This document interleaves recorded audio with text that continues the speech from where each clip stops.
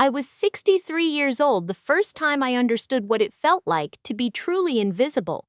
Not the kind of invisible that comes from getting older, when cashiers look past you at the next customer or waiters forget to refill your coffee. I mean the kind where someone who came out of your body, someone you nursed through ear infections and teenage heartbreaks, and a DUI he swore was a mistake, decides you simply don't matter anymore. That morning, I woke up in a hotel room in Toronto that smelled like industrial cleaner and old carpet, and I just lay there for a while staring at the water stain on the ceiling. I wasn't thinking about my daughter. I wasn't thinking about what she'd done. I was thinking about my mother's china cabinet, the one with the curved glass door and the little brass latch that always stuck. She left it to me when she passed, and I'd kept it in the front hallway of my house for 22 years. I wondered if my daughter had sold it yet. That's when I started to cry. Not for myself, for that cabinet. Let me go back to the beginning, because none of this will make sense otherwise. My name is Elaine. I'm 64 now. I spent 31 years working as a bookkeeper for a small manufacturing company outside of Columbus, Ohio. Nothing glamorous. Spreadsheets and quarterly reports and the occasional office birthday cake. When my husband Gerald passed in 2019, heart attack, very sudden, no warning, I thought the hardest part of my life was behind me. I'd survived losing him. I thought that meant I could survive anything. My daughter was 40 at the time. She and her husband had been married about 6 years. I won't say his name here because I don't want to give him anything. Not even that. I'll just call him what my sister always called him, the contractor. He was always renovating something. Always had a project going, always needed just a little more money to finish it. He had the kind of confident handshake that makes you trust a person before your brain catches up with your gut. After Gerald died, my daughter suggested I sell my house in Gahanna and move closer to them. They lived in a newer subdivision in Westerville, nice neighborhood, good schools for the grandchildren. At the time, I thought it was a loving gesture. I thought she wanted her mother nearby. So I sold the house I'd lived in for 2 decades, the house where my kids grew up, where we put scuff marks on the wall measuring their heights, where I still had a lilac bush Gerald planted the year our son was born. I got $287,000 for it. In Ohio, in a decent neighborhood, that's a real amount of money for a woman living alone on Social Security and a small pension. I put $180,000 in savings, and I used the rest as a down payment on a small condo about 10 minutes from my daughter's house. She helped me pick it. She walked through it with me, pointed out the nice light in the kitchen, said the HOA was well managed, said I'd love it there.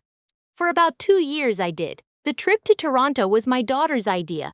Her husband had a business contact up there, some kind of development deal he was trying to close, and she thought it would be nice to make a long weekend of it. Niagara Falls on the way up, a few days in the city, maybe a show. She said the grandchildren were going to stay with her husband's mother, so it would just be the 3 of us. Adults. A real trip. I was excited. I hadn't traveled much since Gerald passed. I packed too much, the way I always do. I brought a nice cardigan I'd never worn, a little travel umbrella, a book I'd been meaning to read for 2 years. We drove up from Columbus on a Thursday. The falls were beautiful. I cried a little seeing them, which my daughter probably thought was because of the scenery. But I was thinking about Gerald, who always said we'd go someday. We never went. Toronto was lovely. We stayed in a decent hotel downtown. Nothing fancy but clean, good location. The first 2 days were fine. We walked. We ate. We went to the market at St. Lawrence. My daughter bought a scarf. The contractor took meetings during the day and met us for dinner in the evenings. Everything felt normal. Sunday was our last days. We were supposed to check out Monday morning and drive home together. Sunday evening, my daughter said she was tired and was going to have an early night. The contractor had a dinner with his business contact and would be back late.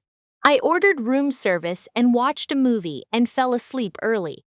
Monday morning, I woke up at 7. I showered, I packed, I went to knock on their door down the hall to see if they wanted to get breakfast before checkout. No answer. I knocked again. Nothing. I figured they'd gone downstairs already. I went to the lobby. They weren't there. I texted my daughter. No response, plus. I called her. Straight to voicemail.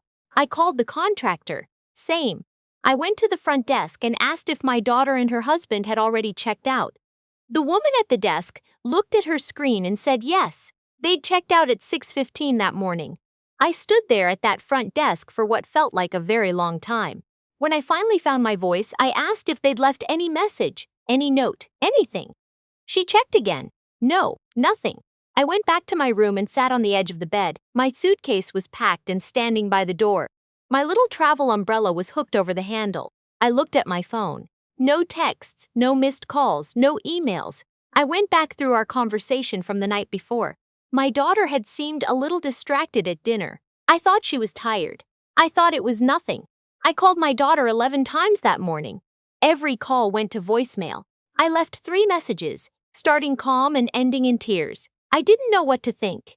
Had something happened? Were they in an accident? Was there an emergency with the grandchildren? Then I looked at my bank account. My debit card was connected to my checking account, and I had about $400 in there at any given time, just day-to-day money. The rest, the $180,000 in change, was in my savings account. I hadn't looked at it in a few weeks because nothing unusual was happening. I looked at it that Monday morning in a hotel room in Toronto. The savings account had $214 in it. I think there are moments in life when your brain simply refuses what your eyes are telling it. I looked at that number and thought there was a mistake. I thought the app was glitching. I refreshed the screen. $214. I refreshed it again.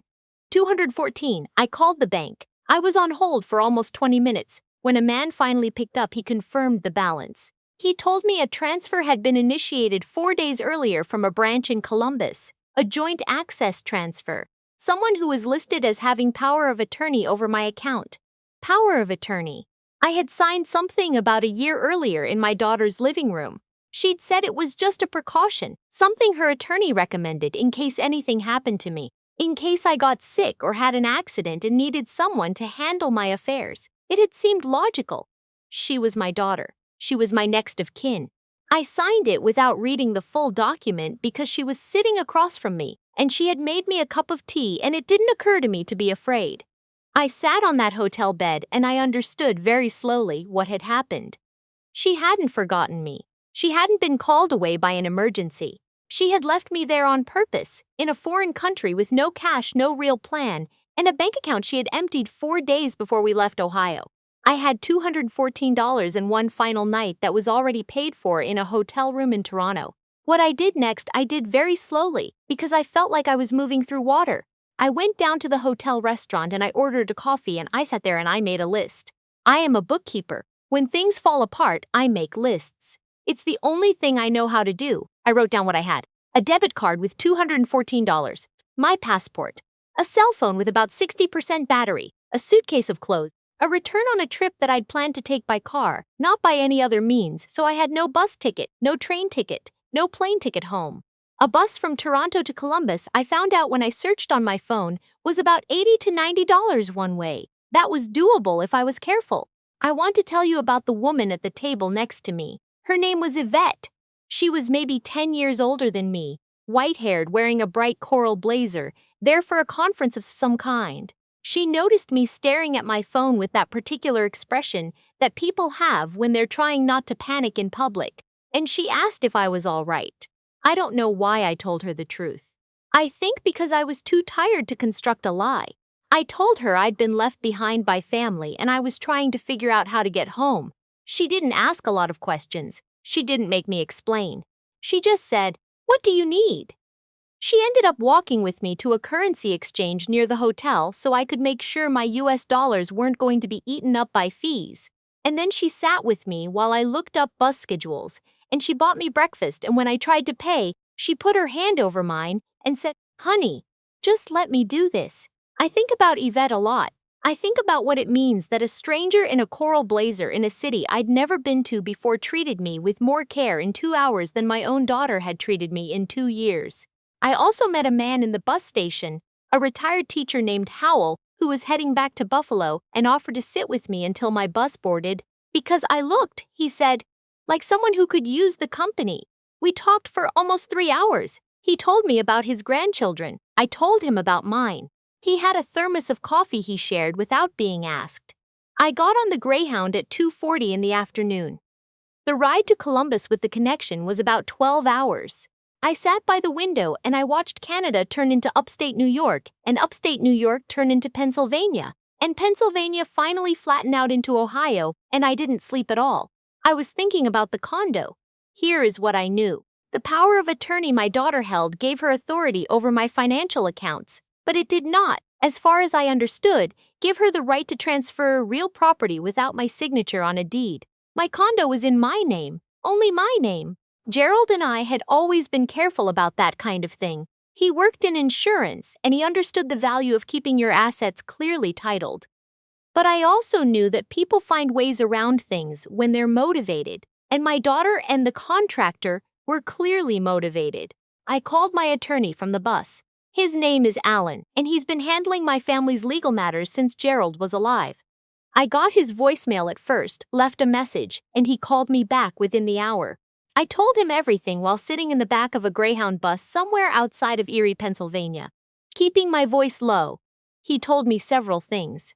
First, the power of attorney I had signed was broad but not unlimited. Second, the bank transfer was almost certainly illegal, and I had grounds to file a complaint and potentially recover the funds. Third, if my daughter or the contractor had attempted to initiate any sale or refinancing on the condo, there would be a paper trail, and that paper trail could be used against them. He also said, "Elaine, when you get back to Columbus, go directly to your condo. Don't stop anywhere else, and call me when you're an hour out."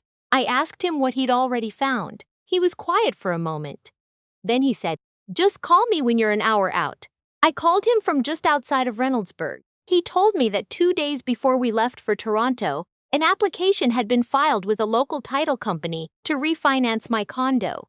The application listed me as the applicant, but the contact information had been changed to an email address I didn't recognize and a phone number I'd never seen. The contractor had almost certainly used the power of attorney combined with some forged or manipulated documentation to attempt the refinance. If it had gone through, he would have been able to pull equity out of my condo, nearly $70,000, the amount I had in the property, and I likely wouldn't have found out for months. But it hadn't gone through. The title company had flagged a discrepancy in the paperwork, a small thing, a middle initial that didn't match my license. They'd put a hold on the application while they tried to verify. One wrong initial. That's what stopped it. I got off the bus at the Columbus station at 2:30 in the morning. Alan had arranged for a locksmith to meet me at the condo at 3. I changed the locks, both of them, the front door and the side entry.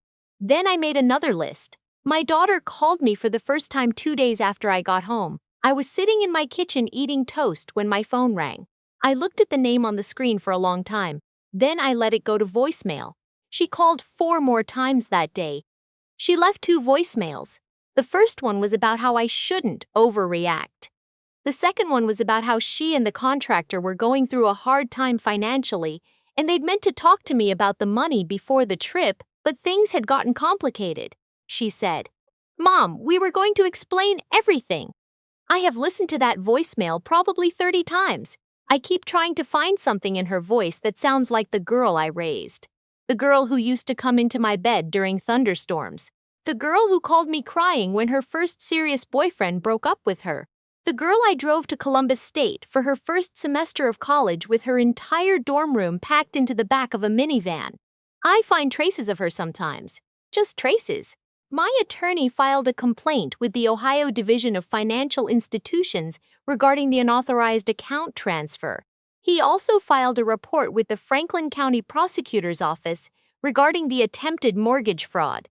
The contractor, I would later learn, had done something similar to his own parents 8 years earlier, a situation that had been settled quietly within the family and never formally reported. This time it was formal. This time there was a paper trail, and I was the one who handed every piece of it to the right people. The money, most of it, just over $162,000, was recovered through a civil action and a court order freezing the account it had been moved to. The remaining balance is still being pursued. My condo is mine. The locks are different, but the china cabinet is still in the front hallway, the one with the curved glass door and the brass latch that always sticks. I moved it there from storage after everything settled. Some mornings, I just stand in front of it for a minute before I make my coffee. My daughter and the contractor are separated now. She called me 6 months after everything happened, a different kind of call. Quieter. She didn't try to explain this time. She just said she was sorry. I listened to the whole thing without saying much. I asked her once, toward the end, if she had known the whole time, the whole trip, even at Niagara Falls, that she was going to leave me there. She was quiet for a long time. Then she said yes. I thanked her for being honest. Then I said I needed more time. I still need more time. Maybe I always will. But here is what I want you to take from this. Because I don't tell this story just to tell it. I tell it because there are other women out there. And I know you're watching, because you've been in my comments and I see you, who have signed things they didn't fully read, who have trusted people they loved without verifying, who think, like I once did, that certain kinds of betrayal are simply not possible from certain kinds of people. They are possible. I am standing proof. So if someone in your life, and I don't care who, a child, a sibling, a spouse, asks you to sign a power of attorney, you bring that document to your own attorney. Not theirs, yours, and you read every word before your pen touches that paper. Check your financial accounts regularly.